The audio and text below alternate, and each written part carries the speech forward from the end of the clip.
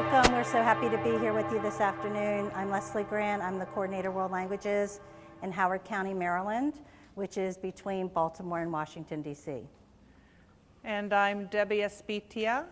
I was in Howard County Public Schools with Leslie, but I just recently retired, and I'm working part-time for the state of Delaware with their Spanish immersion program. So I'm working with teachers in kindergarten, first and second grade. Okay, we're going to get started with our examination today of differentiation and what it is, what it isn't, and some strategies. And here's what we're hoping you'll be able to do by the end of our session today. We're going to start by building on your background knowledge, just to make sure that we're all talking about the same thing when we say differentiation.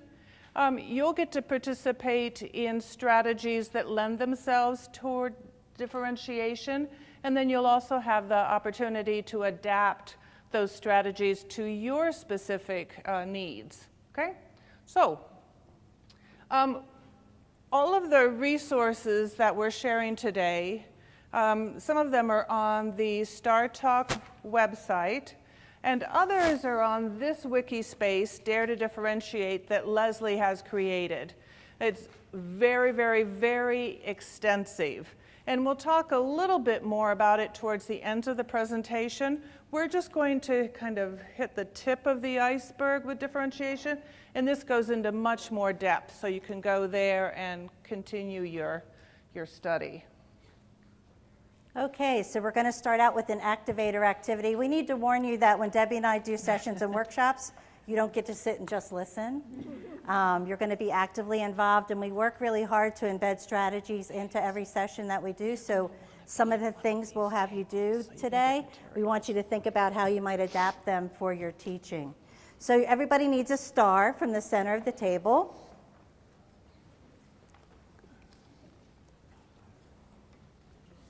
And we'd like you to put your name in the center of your star.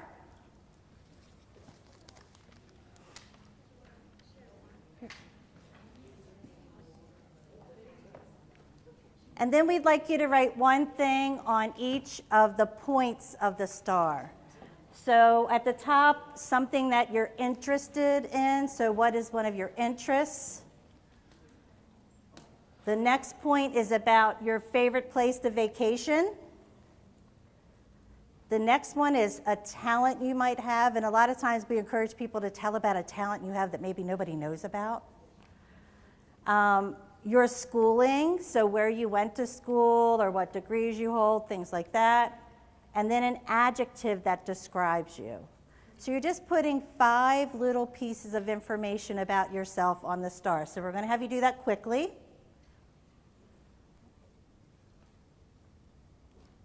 Okay?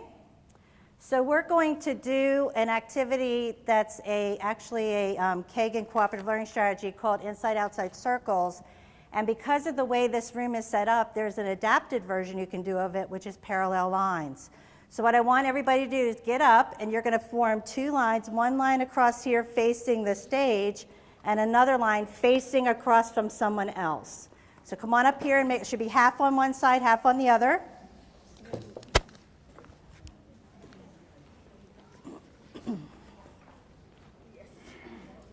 So you need to be standing across from someone.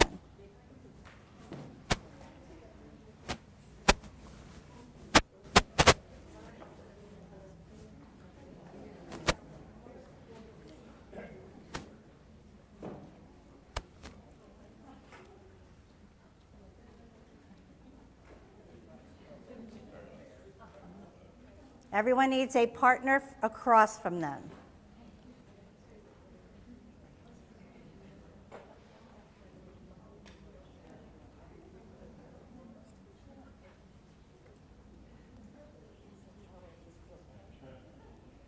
Okay, when I say go, I'd like you to use one point of your star and talk about yourself on that point.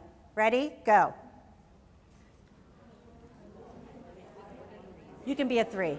You can be a 3. Okay, time.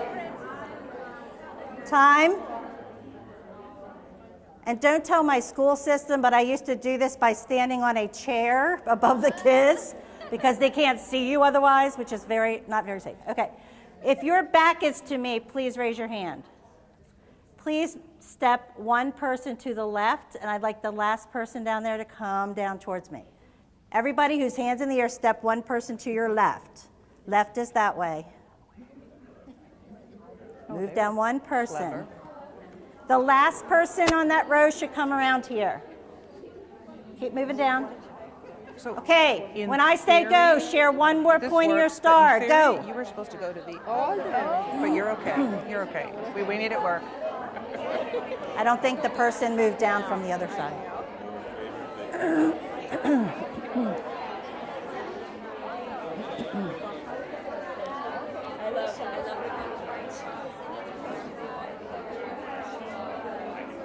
Okay, time.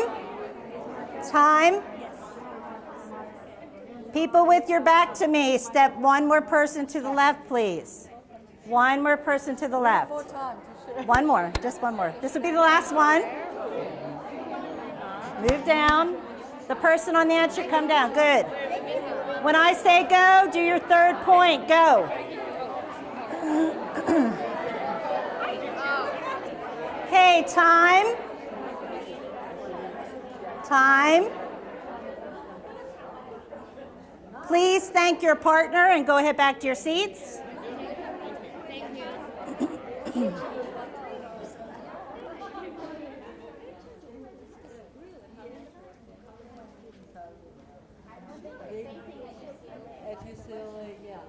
I love your dress. So what I want you to think about right now is the question on the screen. How could a teacher use that information to help inform lesson planning? So talk at your tables just for a second. Turn and talk. How could a teacher use that information on the stars to plan lessons? Go. Okay.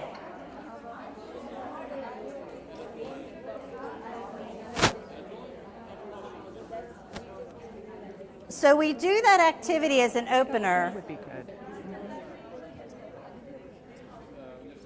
Is everybody with me? We do that activity as an opener to illustrate the fact that differentiation is not that complicated. What I just demonstrated to you is a way you can get to know your learners. And what we know is if I know my learners and I use some of the things they're interested in as a hook, it will likely engage them in learning. So once I learn about them, I can customize things I do to appeal to them. Now, I'm not telling you have to make 15 different versions of something because kids like different things. The point is that we're paying attention to what they like, how they like learning best, things like that, because that then differentiates the instruction. So that's an illustration to show you it's not something as complicated as you might think. It can be very simple as knowing your students. Now, true confession, I used to have kids fill out stuff at the beginning of the year, right? What's your favorite color? Where do you like to go on vacation? Blah, blah, blah. By the way, what's your mother's phone number and your father's phone number? So after I read it in August, when did I look at it again? When I needed to call your mother or your father, right? And so we needed to be incumbent upon us that each time we start a new topic or theme, we're asking these questions. What do you want to know about? We're going to start talking about travel. What do you want to know about travel? What is your experience already with travel? So we're asking things to kind of hook them in instead of just going by some sort of like predetermined lesson planning kind of curriculum. We want to find out how do I engage them in by thinking about their interests. So that's what that activity is to illustrate. I'm going to hand it over to Debbie, and she's going to do like a differentiation 101 really fast with you. Thank you very much. So what is differentiation? Okay. So on the middle, well, in a minute. Differentiation is really our effort in the classroom to move away from that one-size-fits-all kind of approach, okay? And to where we're meeting our students' needs in a variety of ways, and as Leslie said, that we're attuned to what those varying needs might be. The definitions and examples that we're going to be working with are the work of Carol Ann Tomlinson from the University of Virginia and her approach to differentiation. And so on the middle of your table, you will see a guided note-taking sheet. Looks like this. So I want you to take a copy. And we're going to be focusing on items 1 through 5. Okay? And you can use this form to take notes. However, if you already have a note-taking system that you adore and that works really well for These are you, learning centers. They're for something. flip that paper over and take notes your way on the back. But if you like the structure that I've provided for you, use that. So you have a choice, okay? So also don't panic if we seem that we're going a little fast with this. The presentation and all of these materials are on the STARTALK website and on our wiki site. Okay, so let's get started. Remember, items 1 through 5. Okay, so differentiation isn't a strategy.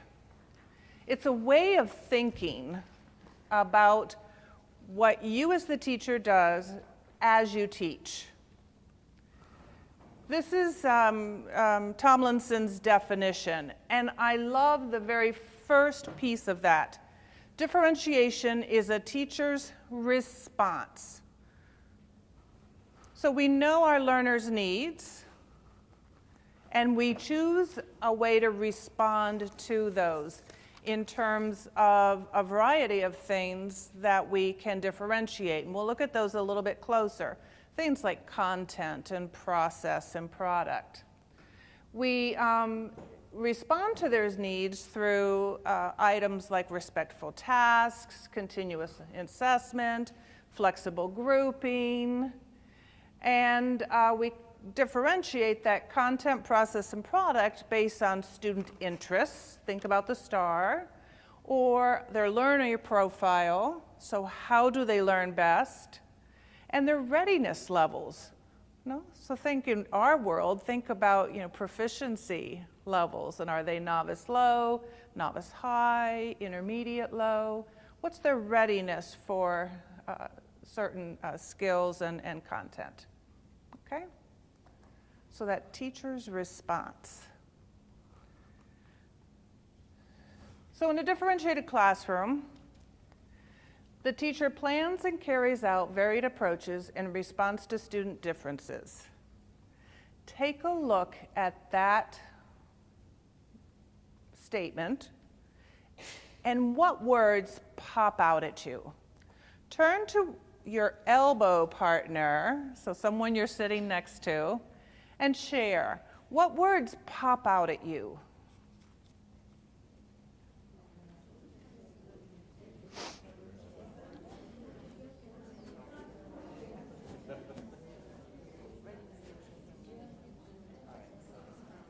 Okay.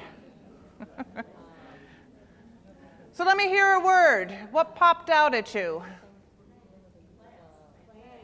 Plans. What else popped? Okay, learning needs. What are the students' learning needs? What else popped? Readiness. What else? Interests, varied. So here's some of the words that popped out at me. Hey, we think alike. Very good. Okay? And so this reiterates that definition that Tomlinson has about it's how a teacher chooses or plans to respond to her students' needs or his students' needs. Okay? So when we look then at what are varied approaches, there are all kinds of things, including a traditional lecture, but not just doing that.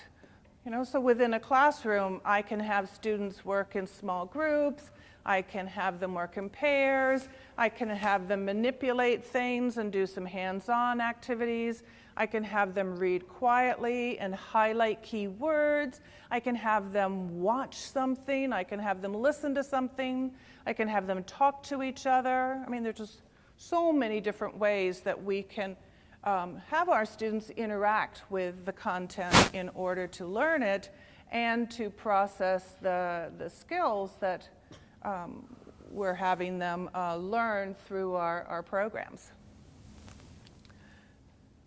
And when we look at those student differences, we're looking at basically these three areas. So what are my students' interests? So when it comes to art, I might even be a GT student, but if it has anything to do with sports, I'm like, not there. I'm so out of it. I know nothing about any sport. Well, no, it's not true. I know something about golf, but that's it. No, so we all have different interests, and then hence sometimes abilities around those interests. We have different learning preferences and strengths. Some students learn best working in a group, others learn best working alone. Some students work best when they're moving. Other students work best when they hear it, others when they write it, when it's connected to art or music, et cetera, et cetera. And those readiness levels are where are they in terms of their acquisition of the content and the skills. And students acquire those things at different levels and different times. I love, love, love, love the way LinguaFolio is set up so that the students are like developing, approaching, or they're just not there yet. It's not that it's a no, it's just not yet, okay? And so helping students understand that as well, and then responding to where students are in their levels of achievement, okay? So, take a look at your notes so far, okay? Can you make sense of them? Did I move too fast? Do they make sense to you? Take a look at them. And I want you to focus on the first three pieces of those notes, whatever you took down. And I want you again to pair with one of your elbow partners and share some items you pulled into your notes. What were things that you wrote down and highlighted? Take a minute to share that. So, my students love this kind of note-taking, especially the part where they get together and compare notes.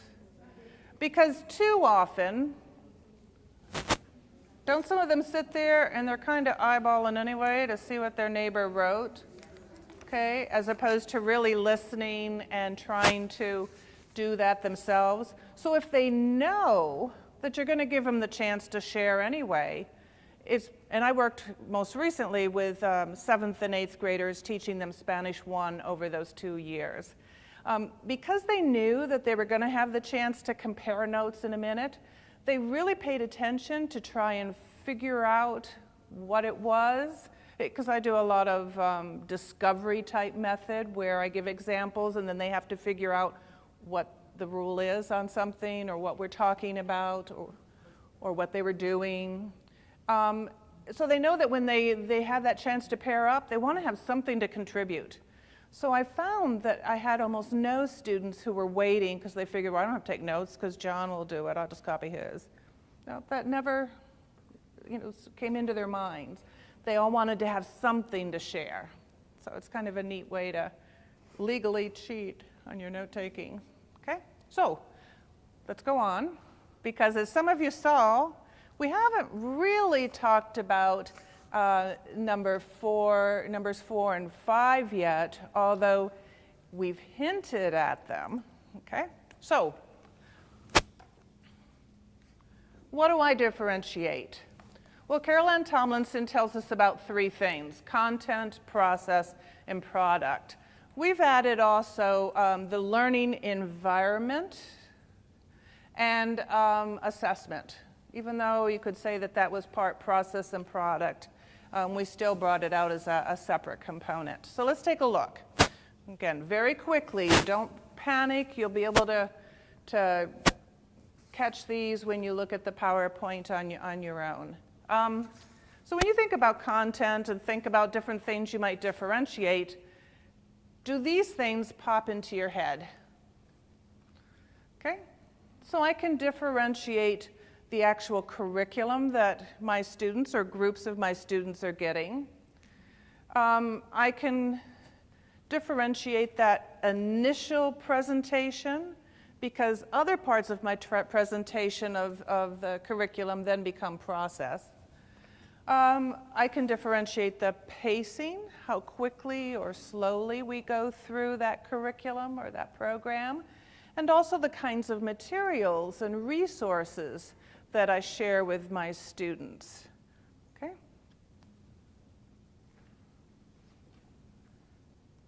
Process.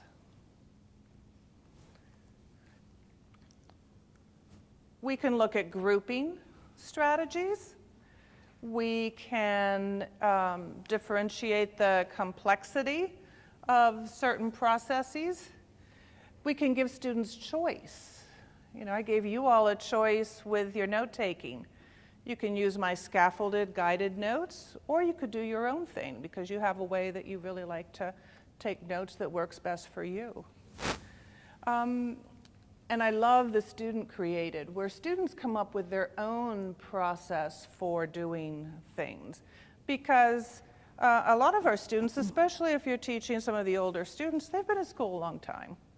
They know how they learn best and they know what works for them, and they can usually tell us how to do some teaching. You know, they've had a lot of different teachers who have been amazing and great, and they know what's good teaching.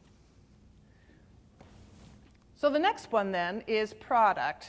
And keep these in mind as then we revisit and look at assessment, like what's that overlap? So how do my students show me what they know and can do with the language?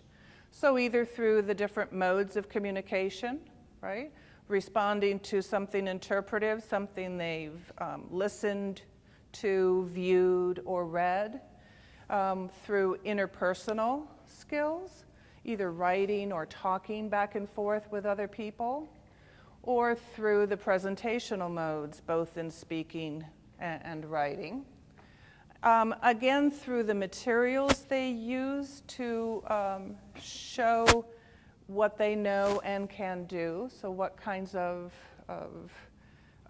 artifacts might they show us?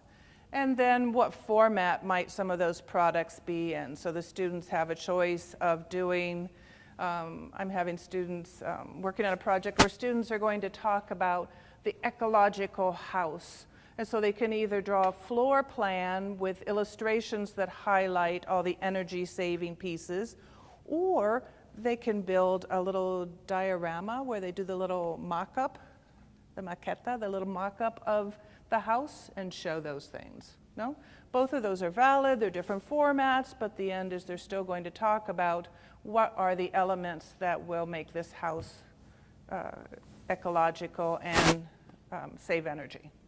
Okay? Yeah? Learning environment. When I was in Howard County for 30 years, and when I started teaching there first, I met this teacher and walked into his classroom and went, wow, this is what I want in my classroom. He had no desks, and this was in the 80s. He had no desks. He had beanbag chairs and sofas and carpets, and the kids were sitting all over and working together, and they were working in groups or working individually. And it was a Spanish class. And they were all on task and all using the language. It was like, wow, how cool. And now, full circle, aren't we coming back? Aren't they saying now that we should get rid of desks and all the kids should be standing up because our brain works better if we're standing than we're sitting, and we're going to die young because we sit too much? And no? So, You know, it always comes around and goes around. That environment worked really, really well for some students. But he had to be aware that there were some students who needed more structure. So he did, along one wall, have, what do they call them, carrels? Those desks with the little wall thing up so the student could go and be to themselves and not be distracted by some of the other things they were hearing or that were happening in the classroom. So just having that kind of variety. Along with this too, we look at the decorations in the classroom and on the walls. I think world language teachers usually win the prize along with elementary school teachers in terms of having the walls saturated. You know, there isn't a space on there that isn't covered with realia and authentic materials of some sort. That can be overstimulus for some kids. You know, remember that. So we kind of have to temper it or have spaces where there isn't so much happening. But it also brings into effect the whole idea of movement, the flexible grouping, getting kids up, like the oh my gosh, inside-outside circles that we did in the lines. And the atmosphere. I told you I'm currently working with kindergarten, first and second grade teachers. And when they have students do some of their individual work at their desks, they put on classical music and play that. And it's very focusing for the kids. You know, it sets that kind of atmosphere. But there are other times where they're all up singing and dancing, and it's Spanish, so there's a little bit of salsa thrown in. So there's a variety. We mix it up according to the needs of the students and how they learn best. Again, remember, it's in response to all of that. So remember I said take a look at assessment. How's it different? What did we pull in this time that was a little different from just the product piece of it? What do you notice that's a little bit different? Okay, the modes of expression, which we had also with some of the content and process. What else is different? What do we look at here? Ooh, grading. We can differentiate grading. Whoa, what else? The actual rubrics you may be using. Certain students, certain products, certain formats, etc. Okay? So that kind of gives you an idea. Now, these lists weren't exclusive. You know, you may say, well, you know, I can put pacing with, you know, it was up with content. I can put that with process. Yeah, you can. Okay? So there's a lot of overlap. In other words, we can differentiate just about everything we do in connection with our classrooms. When Carolyn Tomlinson talks about this differentiation and the whole concept of differentiating content, process, product, and doing so in response to students' interests, their learner profile, their readiness levels, there are 5 elements that have to be there regardless. Okay? So you have to have a supportive learning environment. Students have to feel that they can make mistakes, they can take risks, know that they're supported and nurtured, not just by the teacher, but by each other. You've developed that community. And I heard some of you talking about the STAR activity and how that's great for team building and that, you know, setting the right mood at the beginning of your course. Every single thing you do with your students is a form of assessment, whether it's a formative assessment or a summative assessment that's more formalized.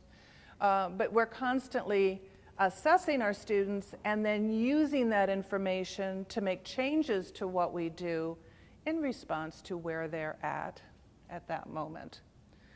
Every single student needs access to a high-quality curriculum. There isn't one curriculum for kids who are struggling and one curriculum for kids who are high flyers. No, it's here's our high-quality curriculum. What are we doing?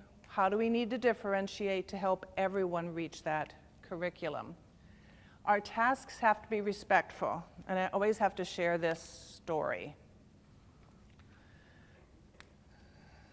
My true confession, I guess. Back in the day, I was teaching a Spanish 3 class at high school, and they were doing their worksheets in the workbook, like boring.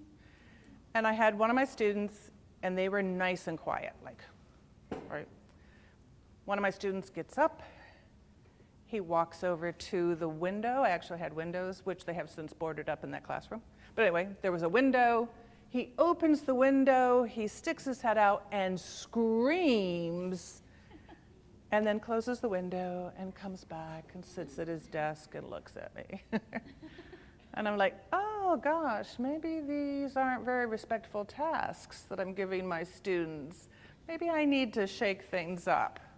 And it was kind of like that turning point, an eye-opener in terms of the need for differentiation and for having classes that are more engaging because they're responding to students' needs, okay? And then the last non-negotiable in there is the whole idea of flexible grouping. So we start with whole group, we go to partners, we go to small group, we come back to large group, okay? Get the idea? You're constantly moving up. It isn't you all are all the same time in the same group. Now you're going to get up and you move and you'll talk to someone else, et cetera, et cetera. Okay, so come back to your notes.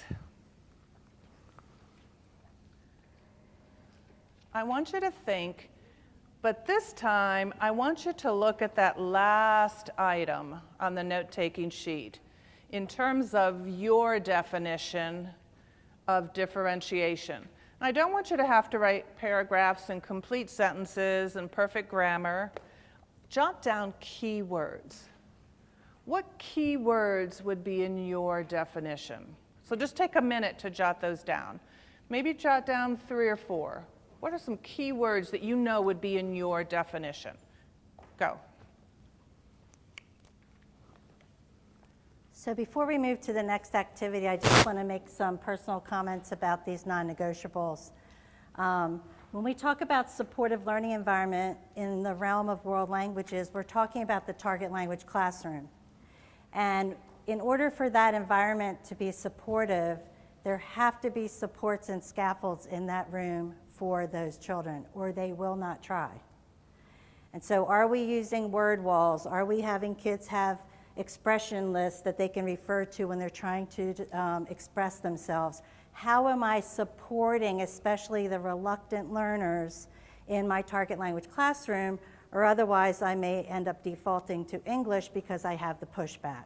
And so I really want you to think about, when we think about supportive learning environment, how am I supporting students in the target language environment? Because that's our life, okay? Continuous assessment, the other little point I want to make is that walking around and listening in on kids is assessment. So we need to get away from this belief that assessment is always something on paper or something very formal. I am collecting data all the time. We collected data when you were talking about your stars and how you would use them because we were listening in on what you were saying. So remember, that could be observational data. An exit slip that I collect at the end of class today, I can use that as data to inform my lesson for tomorrow. It's not just another thing to check out off in my grade book. The students are telling me something through that assignment, and so I need to figure out what messages are coming through to me through that.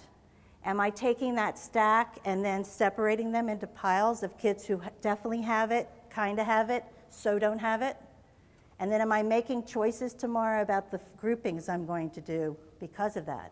Am I going to mix them together? Am I going to separate them and have a scaffolded activity for the kids who are still struggling? Everything a kid gives me is a message. And we have to be asking the right questions, because otherwise, if I just give you an exit slip that says, tell me 3 things you learned today, 2 questions you still have, and 1 thing that surprised you, does that give you your data? And so you really want to think about what it is I'm asking kids to do, because will it give me information about the can-do, about the target that we're aiming at? And then the last thing I want to talk about is respectful tasks. Again, I always tell a story around this one too. I believe that we've gotten really good at shooting to the middle. And so those middle kids, we know how to teach them. And we've gotten good at teaching struggling kids, mainly because they have IEPs, and that's a federal law that I have to take care of their needs. Who I truly believe we've left behind are the advanced learners. They sit in our classrooms and they do everything we want them to do, and then they read a novel under their desk. That's what respectful tasks is addressing. This is saying, is everything I give a kid to do respectful of where they are currently in their learning? A lot of advanced learners are extremely compliant. It's something called strategic compliance, meaning I'm doing what the teacher wants me to do because I want my grade, because I want to make my parents happy, or whatever it is. It doesn't mean that their brain's engaged at all. It means that I just did it because I know it gets me whatever it is you'll give me, a grade, some points, or whatever. And so really thinking about those kids on the upper end and how am I engaging them and providing rigor to them. And rigor is one of my things that I've really been working on lately with my teachers, because again, I feel like those are the kids who will sit quietly and not make any noise about not being engaged, whereas struggling learners will get a little rambunctious about not being engaged. And so we don't want kids kind of marking time, waiting for everybody to catch up with them before I get to go ahead. And so really, I'd like to put that in your mind as well. Okay, you have been sitting long enough, so we're going to have you get up. And I'd like you to make a rainbow. So you're going to make a group of 4 with 4 different colored stars. There are actually 5 different colors in the room, by the way. And just find 3 other people that have different colors than you, and I want you to share your keywords you came up with for your definition. Does everybody understand? Okay, time to get up.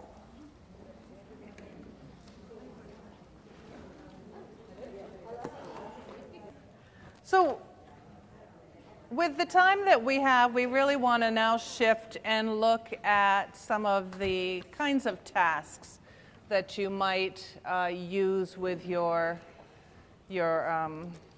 students that readily lend themselves to being that respectful task that honors the student and where they are in their readiness and their learner profiles and even interest to some extent. So to do that, we're going to look at learning centers today.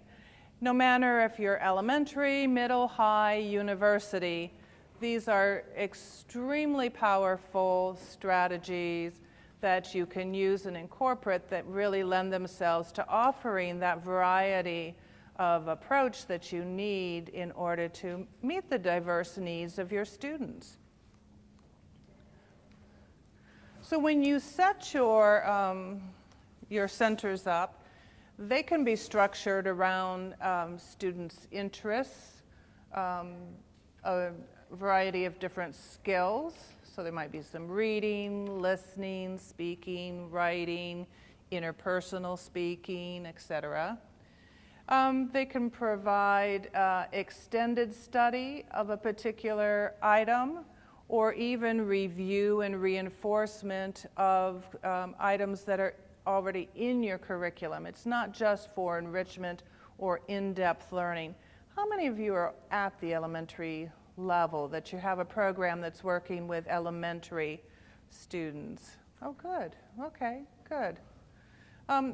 We see this often in our elementary schools, but remember, our middle and high school kids come to us knowing how these work, and they're just as powerful and useful for them as well, and really provide that independence and structure that works well for differentiation.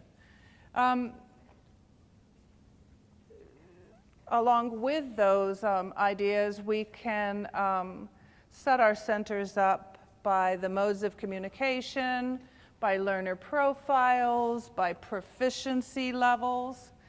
And I'm going to focus your attention. We're going to be introducing to you and have you work through a variety of learning centers. There are 9 of them. And they work around these kinds of elements of differentiation. So you'll see different modes of communication. You'll see that some address different types of learner profiles. There are all kinds of different formats, even though it might be the same mode. And most of them are probably at a novice low, maybe a novice mid proficiency level in the language. And so as you go through, we want you to think about how might you change it to meet the needs of the students that you're going to have, or if it's an activity that's at a level for a novice low, what might you have to do to make it appropriate for a student who's a novice high, okay? In terms of what you could expect the student to do who has that little higher level proficiency, etc. So, on your table you see a chart. Make sure everybody has a copy of the chart. You can see that on the chart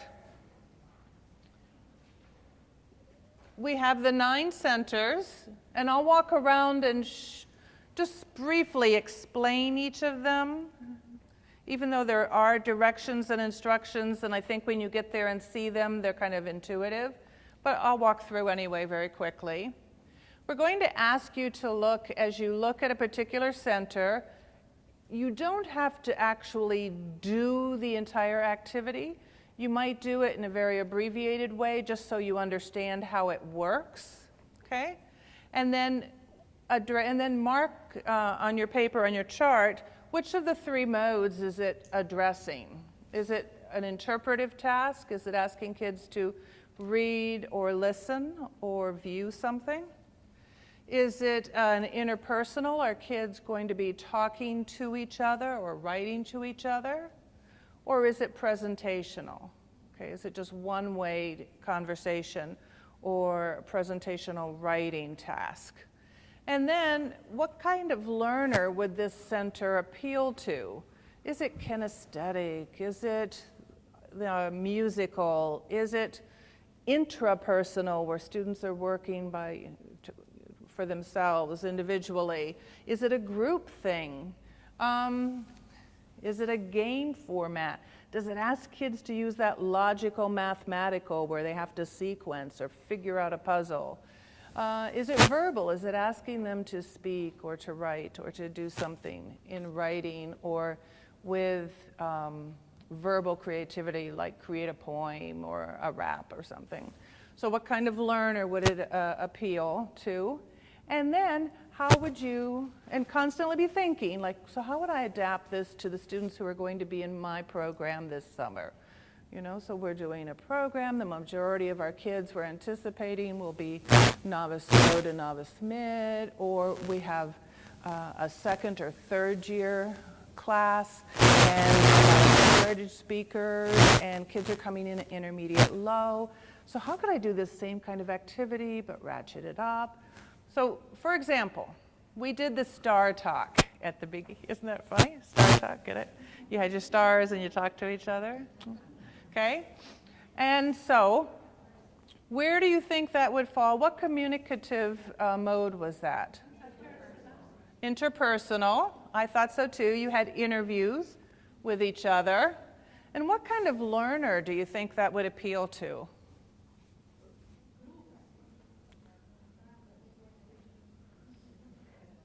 I'm sorry, I couldn't hear.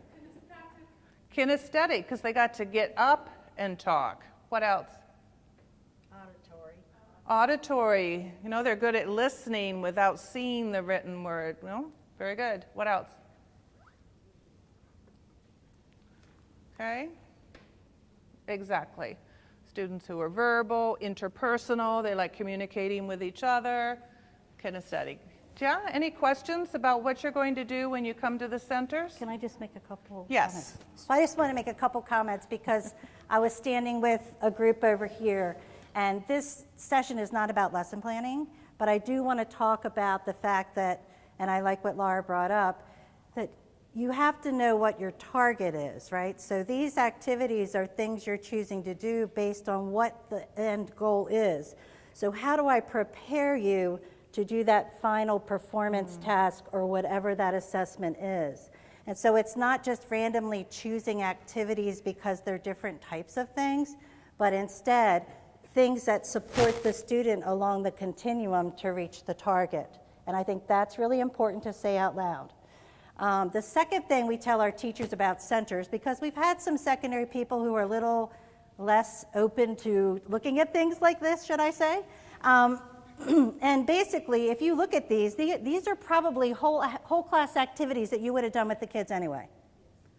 So instead of you leading everything, you've set them up as separate activities for the kids to explore and do on their own.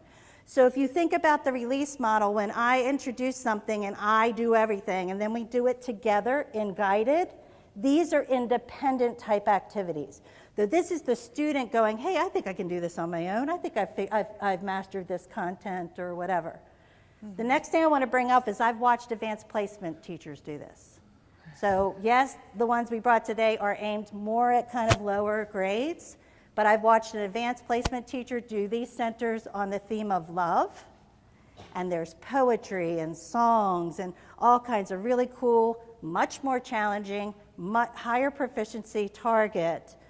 But the kids got to do these activities independently. So I think that's a big piece of these types of activities, is to keep in mind that it's about the kids experiencing it. And I think all of us can think of a student that when you did something a certain way, the light bulb went off. And you're like, that's what this kid needs, right? And so unless I know that kid's going to be like, I don't understand, I don't know, I'm not doing it right, until I find that. And a lot of times by allowing them to do multiple modality type things where they're practicing in different ways makes the light bulb go on for some students. So I just wanted to add those little pieces, Debbie. Sorry if I... No, perfect. Thank you. So, remember I said they were for elementary, and they were also for more novice slow, but up to novice mid learners. The content of all of them is, we were studying animals and their movement, how they move, and their habitat, where they live, and what they look like. So students would be able to say, I can describe an animal, I can describe where an animal lives, I can describe how it moves, I can identify an animal when I hear it described, et cetera, okay? So this one, A, animals on the move, you're going to have a set of cards, and you have to sort them by how the animals move. Okay, so that's animals on the move. Over here is circle it. You're going to listen to the song, so you might want to bring your phone with you. There's a QR code that'll take you to the song. And then you'll see there's a picture, and as you hear the body part, you circle it. This is our create a creature. So how many of you have used spinners like this? So you lay the spinner flat, you put the clip and a pen or pencil in the center, and then you go click and it spins around. And so it might land on nose. This is my animal body. You decide where it starts. And on the cube, you put numbers at random. So I said nose, 5, so I draw 5 noses on my animal, okay? By the way, I switched over the language to be mostly English so that you would understand. Some of them are in Spanish, so see if you can still figure it out anyway. Okay, so that's C. D is called cube talk, and it's very similar. You have a cube, put the name of the animal, and some numbers, and the directions will tell you what else to do. So that's D. This must be E. piece it together. Put the cards face down, turn them over, make a match, front of an animal with back of an animal, and then you have a task to do because that's not enough. So what else do you have to do to make it a communicative activity? Sing and move. Again, you have the code to go to the song. This must be G. C, D, E, F, G. Yeah. Story time. You get to create storybooks. And this is a great one where you'll see some of the how you can change it up according to the proficiency levels and readiness levels of your students. Where does he live is back here. And it's working with animals in their habitat. And then I is guess who. Okay, so you read a description, and then which animal is it? Okay, so we're not going to tell you which center to come to first.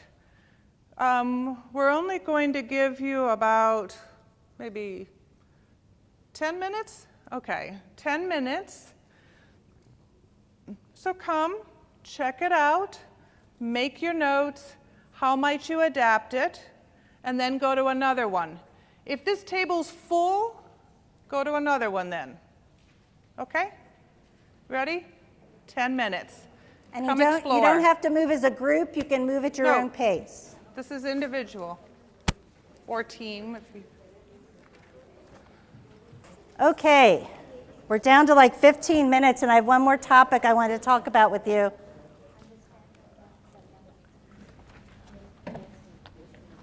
You'll remember from this slide that one of the hallmarks of a truly differentiated classroom is something called flexible grouping. And Debbie gave you a little bit of an exposure to what that means. So it doesn't mean that I believe you're always going to be the high kids, so you're going to be in that group, and I believe you're always going to be the struggling kids. And I put you in groups like that. Actually, flexible grouping means that depending on the day, you could be grouped in very different ways. And that's where the flexibility comes in. So let's talk a little bit about that.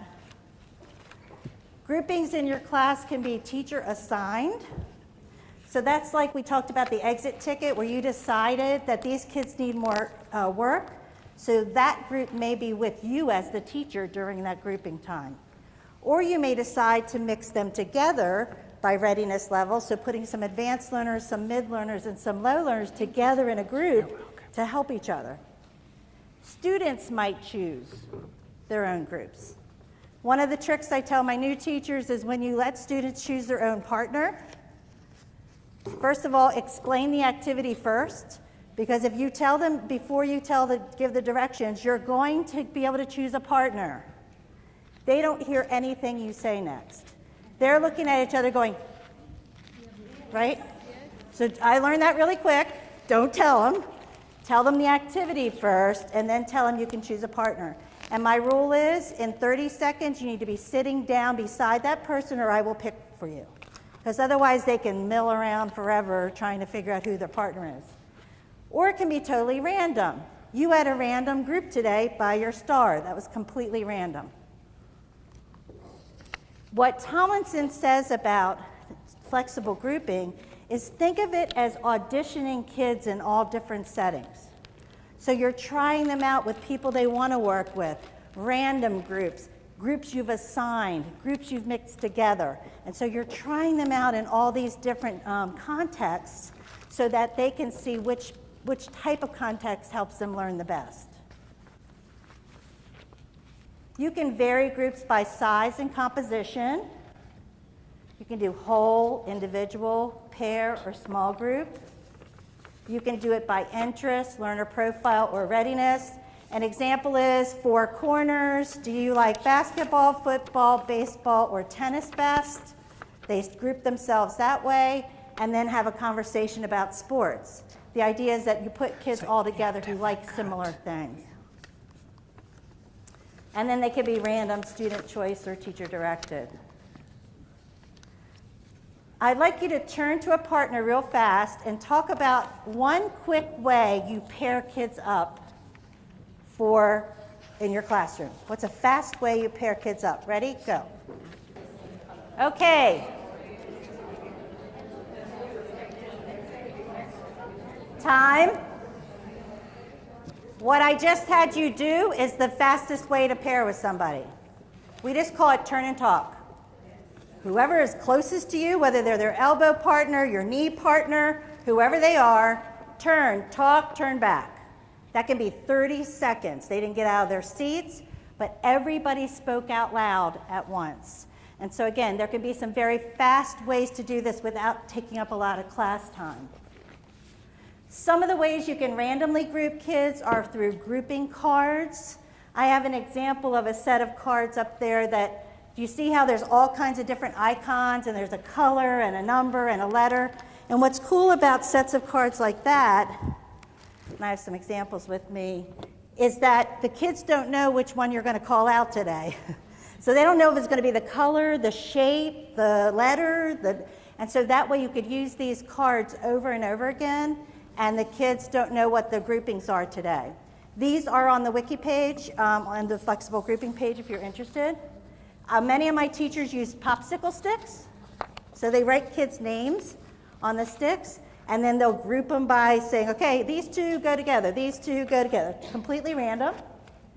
Matching pairs, so Mickey and Minnie Mouse find each other, and peanut butter and jelly find each other, and so those kinds of things.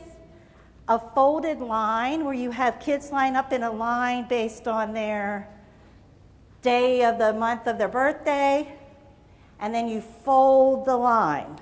So it means the ends come together, and whoever's across from them is their partner. And then bumper cars is where kids just randomly walk around the room. Be careful, because with secondary kids, I don't think I'd use bumper, because they might really, all right, so watch out for that. You might recall something else.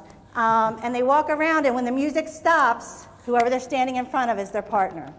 So they're just milling around, and then boom, turn to that person and talk.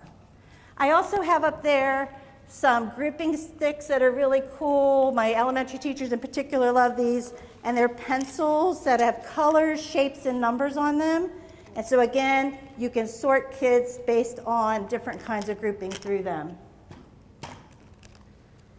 Another way to group kids is through clocks.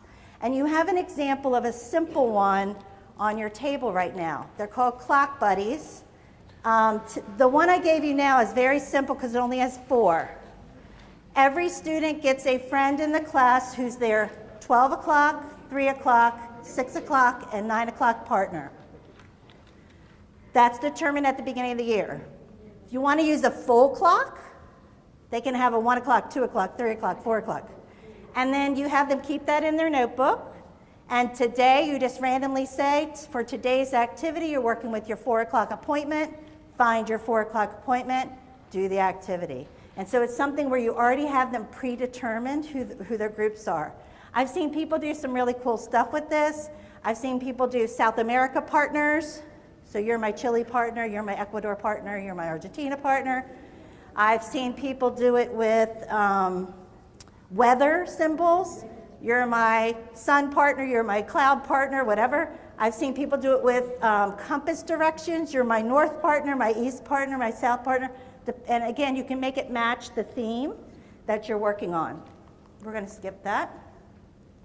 Another way to group, another set of ideas that we've put on your tables of grouping are the cards that I've laid out that are yellow. So if everybody at the table will take one of the yellow cards at the table, they look like the ones up here. Read your card, which is one way to quickly group students. And then when I say go, I'd like you to take turns quickly just explaining to your table mates what your grouping strategy is. Got it? Okay, go. Okay? And again, if you go on the wiki page, Dare to Differentiate, and go on the flexible grouping page, there's all kinds of links to things like the cards. We did not put the cards on the website because they do not belong to me. So you can look at the link and get it from that website if you like.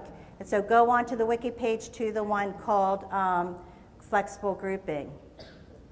So on all of your tables, we've brought you a little gift. You have a little mini poster you can take with you today that has 10 quick differentiation strategies. So we only had an hour and a half together, but these are some ways you can consider differentiating for your students that are fairly simple. And so you're welcome to take a copy of that poster and just use it kind of as a guide as you're thinking through the differentiation for your program this summer. It looks like they have an extra one. Okay, so I want everybody to find their star. And if your star has a smiley face sticker on it, raise your hand. So what I've brought today is the grouping cards with me and also a ring of all the grouping cards that you just saw.